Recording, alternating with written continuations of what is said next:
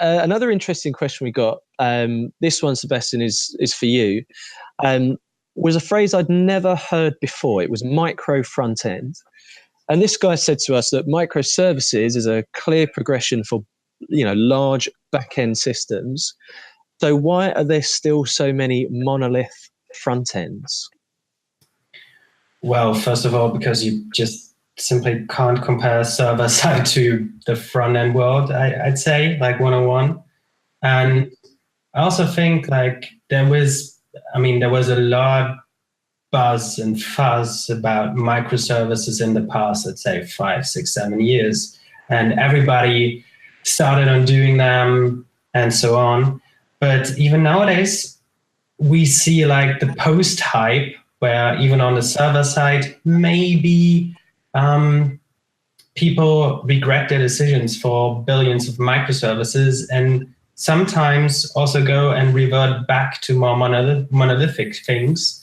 And yeah, it's always about the balance. The question is why do front-end frameworks seem monolithic? Because I don't think many of them are. They're very well designed to do one purpose. Let's take React. React leaves out many things that you can do with other micro libraries you can just plug into.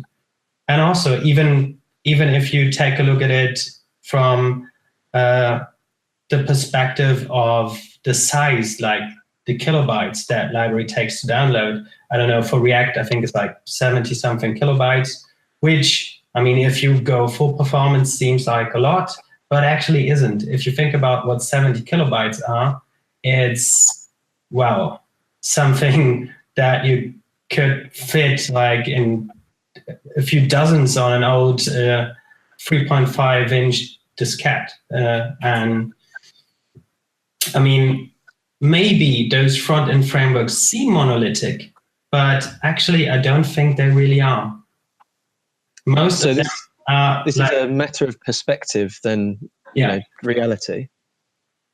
And you have frameworks with different parts. Even 10 years ago, you had Backbone, that was a tiny library that just did a few things to improve the lives of developers and therefore enable them to deliver better apps.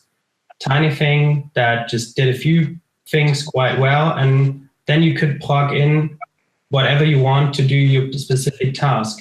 And I think even earlier than Thomas Fuchs did set up a website called Micro.js, which is a list of a lot of tools and tiny frameworks and libraries that just do one thing, like routers, or you want to manipulate URLs. There's a library for that. You want to have a templating language. Here are the libraries, the tiny ones.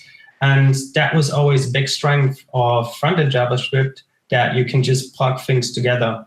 And I know, how much more micro can you get than this, actually, serving that in just a handful of kilobytes? So yeah, I think matter of perspective, we have micro front ends and not monolithic beasts. Mm-hmm. An interesting take. I think probably people can maybe learn from that.